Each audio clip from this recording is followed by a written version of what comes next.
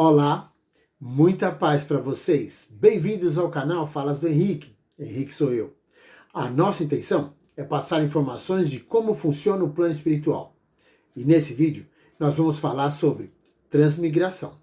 Bom, se você gosta dos assuntos dos nossos vídeos e puder clicar no joinha, vai ajudar a divulgar. Se você não for inscrito, se inscreve e ativa o sininho. Desde já, muito obrigado. Bem, você já ouviu falar em transmigração? Você sabe o que isso significa? Então, a transmigração é uma doutrina filosófica muito antiga, de origem indiana, que foi levada para o Egito, de onde mais tarde um filósofo grego do final do século VI a.C. tomou conhecimento dela e a levou para a Grécia. Bem, esse filósofo, que é mais conhecido pelo teorema que leva o seu nome, é o responsável pelo surgimento da palavra matemática e pela sua concepção como um sistema de pensamento baseado em provas dedutivas.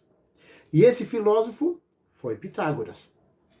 Bem, Pitágoras nasceu na ilha de Samos, no mar Egeu, na Grécia, por volta de 582 a.C.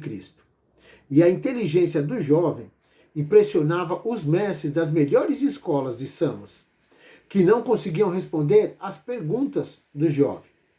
Com 16 anos de idade, Pitágoras foi enviado para Mileto para estudar com Tales, o maior sábio da época.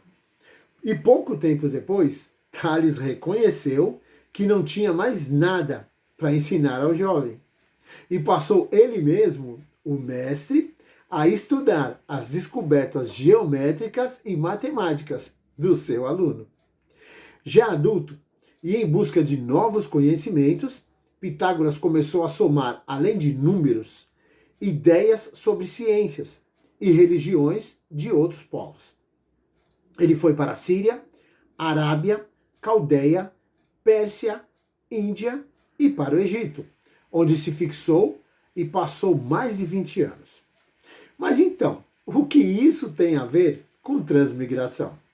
Bom, uma das principais doutrinas de Pitágoras parece ter sido a metempsicose, que é a crença de que todas as almas são imortais e que após a morte do corpo físico, essa alma é transferida para um novo corpo. Os discípulos de Pitágoras ensinavam ser possível que uma mesma alma, depois de um período longo, mais ou menos longo, no Império dos Mortos, transmigrasse e voltasse a animar um corpo, tanto de homens como de animais.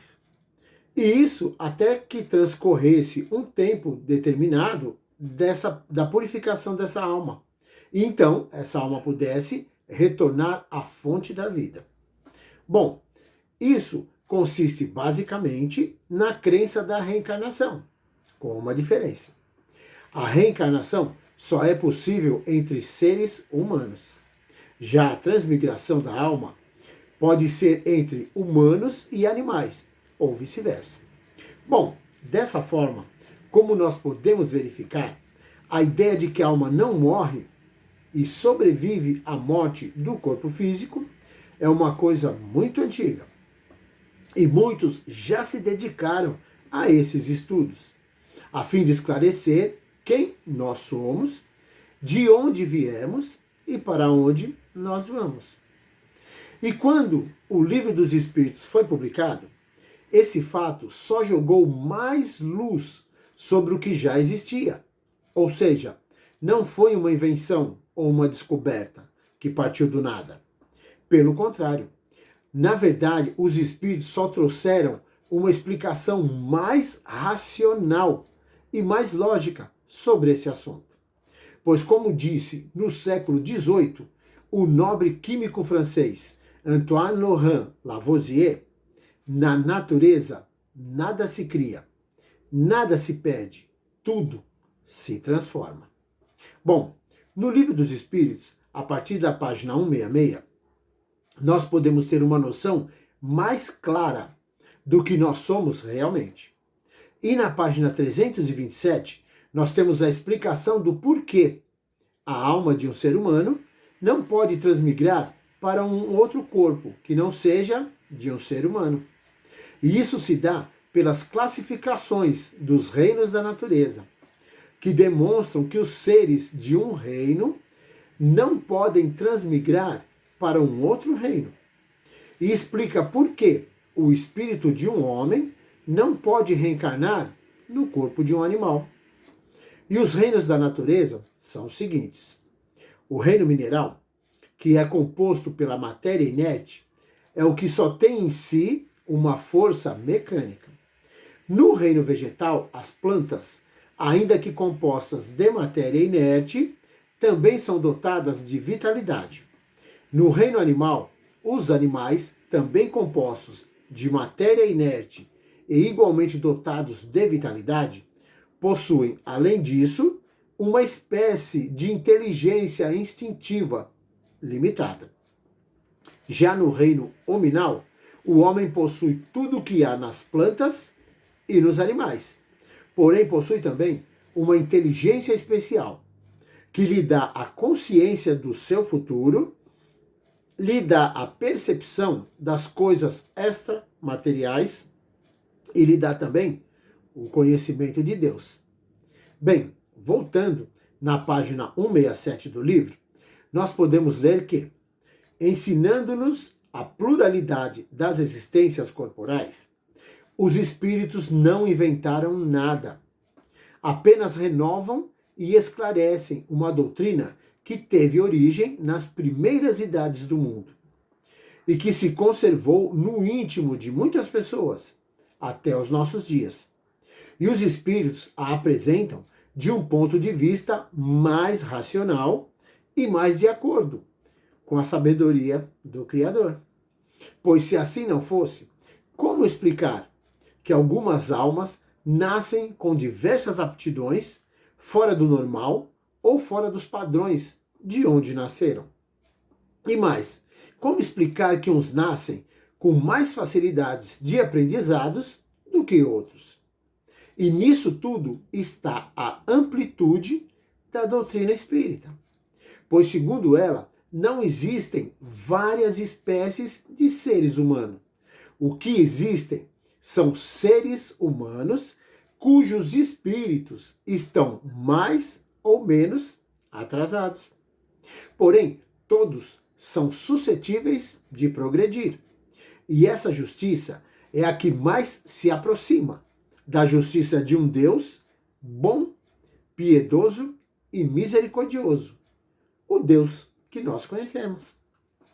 Contudo, como já foi dito aqui, essas coisas não são novidades dos tempos atuais e nem sequer são de pouco tempo atrás. Essas coisas contam de muitos e muitos milênios da nossa história. Pois, como já dizia no século XVI o poeta inglês William Shakespeare, há mais mistérios entre o céu e a terra do que possa imaginar nossa vã filosofia. E como se pode verificar em tempos mais antigos ainda, conforme está escrito na Bíblia, em Eclesiastes, capítulo 1, versículos 8 e 9. Todas as coisas são trabalhosas. O homem não as pode exprimir. Os olhos não se fartam de ver, nem os ouvidos se enchem de ouvir. O que foi, isso é o que há de ser. E o que se fez, isso se fará. De modo que nada há de novo debaixo do sol. Isso está na Bíblia. Vocês podem confirmar lá. Bem, mesmo com tudo isso, nós ainda podemos encontrar muita gente que não acredita no plano espiritual. Isso é fato. E também podemos encontrar muita gente que até pode acreditar, mas que acham que o plano espiritual é um plano que está muito distante e é reservado, e que nós não temos nada a ver com isso.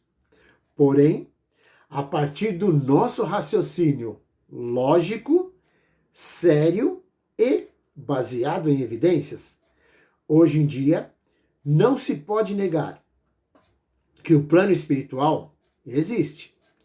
E ele, com certeza, não está longe de nós. Isso é para a gente pensar. Bom, espero mesmo que vocês aproveitem as informações do vídeo. E lembre sempre de cada momento bom da sua vida. Até o próximo vídeo. Tudo de bom e muita luz!